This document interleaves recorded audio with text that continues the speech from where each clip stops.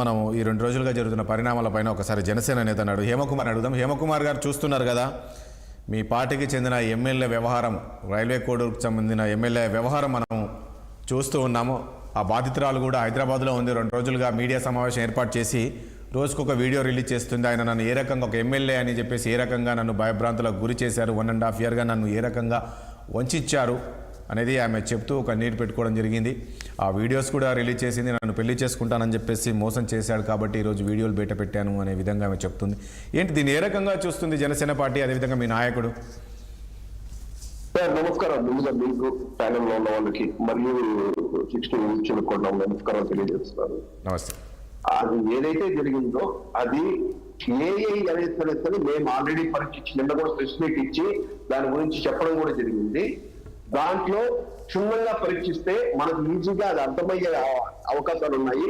దీని వెనక ఎవరెవరు ఉన్నారనే సరే దాన్ని ఎంక్వైరీ చేయడం కూడా జరుగుతున్నది. మేము అదే ఎలాగో ఇది నింద అప్పటింద వచ్చింది కాబట్టి దాన్ని కూడా పార్టీ నుంచి అతని కొద్ది రోజులు ఈ సమస్య ఏదైతే జరిగిందో దాని నుంచి పార్టీ నుంచి కొద్ది రోజులు దూరంగా ఉండాలని చెప్పి ఇమ్మీడియట్ గా పార్టీ నుంచి కూడా లెటర్ అందజేయడం జరిగింది. అదే విధంగా దీని మీద ఎంక్వైరీ జరుగుతుంది. నేను కూడా నిన్న వీడియో చూశాను. ఆ వీడియో చూస్తుంటే క్లియర్ గా అర్థమవుతుంది. దాన్ని కూడా ఎట్లా చేశాను నేను క్లియర్ గా చెప్తాను. ఆ మొహం మీద బొట్టు పెట్టింది, ఎర్ర బొట్టు ఉన్నది అతను దీని మీద. అది ఎట్లా అనేది క్లియర్ గా చెప్తా. ఒక్కసారి ఎవరైనా సరే ఒకసారి వీడియో చూడండి, ఎట్లా అర్థమవుతుంది. అది షేడ్ అవుతుంది. ఇప్పుడు ముఖం మీద బొట్టు పెట్టుకుంటే ఎలా ఉంటుందండి, ఆటోమేటిక్ గా తెలుస్తుంది, మనకు క్లియర్ గా కనబడుతుంటుంది. ఇప్పుడు మన ఎవరైనా సరే ముఖం మీద బొట్టు ఏలో అది షేడ్ అయితే దిగతా వస్తా ఉంటది. ఒకటి ఓకే, ఎలాగో ఆ నింద వచ్చింది కాబట్టి అది విద్యుత్ చేసుకోవాల్సిన బాధ్యత అరవ శ్రీనివాస్ శ్రీధర్ గారికి ఉంది.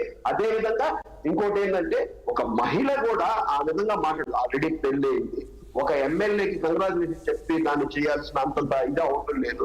ఆయన మాట్లాడుతున్నట్టే ఏ విషయం వచ్చినా ఆ రోజు చెప్పాలా.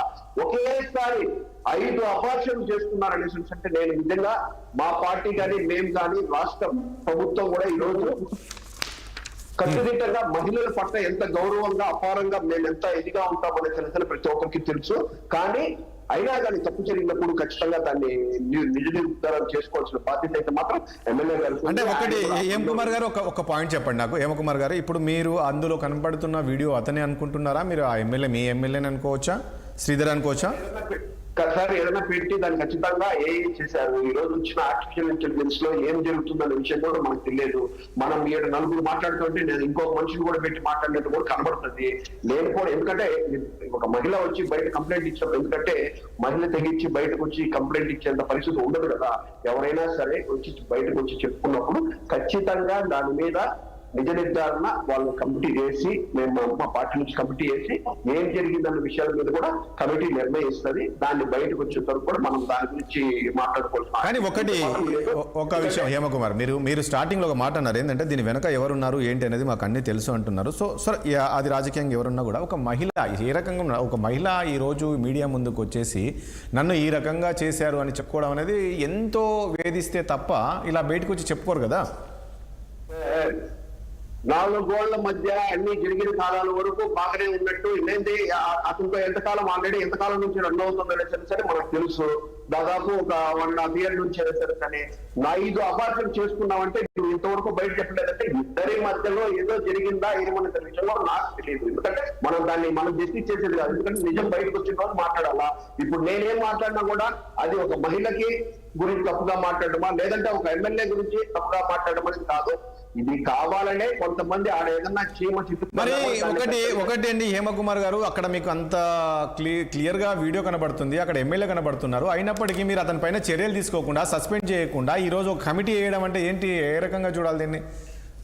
మొన్న కూడా ఇదే విధంగా కిరణ్ రాయల్ విషయంలో కూడా ఇలాంటి పని చేశారు. అది బయటకు వచ్చి ఎత్తుకొచ్చి చెప్పి మొత్తం ఆ మహిళే బయటకు వచ్చి ఇదంతా నన్ను పలానోళ్ళు చేశారని తెలిస్తే ఆ మహిళే బయటకు వచ్చి మాట్లాడిన సందర్భాలు ఉన్నాయి. ఇవన్నీ మనకు కూడా తెలుసు. రాజకీయంగా మమ్మల్ని ఎదుర్కోలేని దుష్ట శక్తులు మా గురించి మాట్లాడుతున్నారు తప్పితే ఇది ఖచ్చితంగా నిజంగా లేకుంటే పార్టీ ఎలాంటి పరిస్థితి ఎలాంటి శిక్షిస్తుందో తెలుసు. మా పార్టీ గురించి ప్రతి ఒక్కరికి తెలుసు, రాష్ట్ర ప్రజలకి అందరికీ తెలుసు. అదే విధంగా మేము ఏ విధంగా యాక్షన్ తీసుకుంటామనే విషయం కూడా తెలుసు.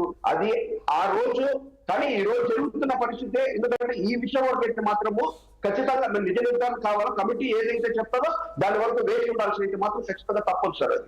ఒక్క నిమిషం ప్లీజ్, ఒకసారి వైఎస్ఆర్ కాంగ్రెస్ పార్టీ దగ్గరికి వెళ్దాం. శ్రీనివాస్ రెడ్డి గారు.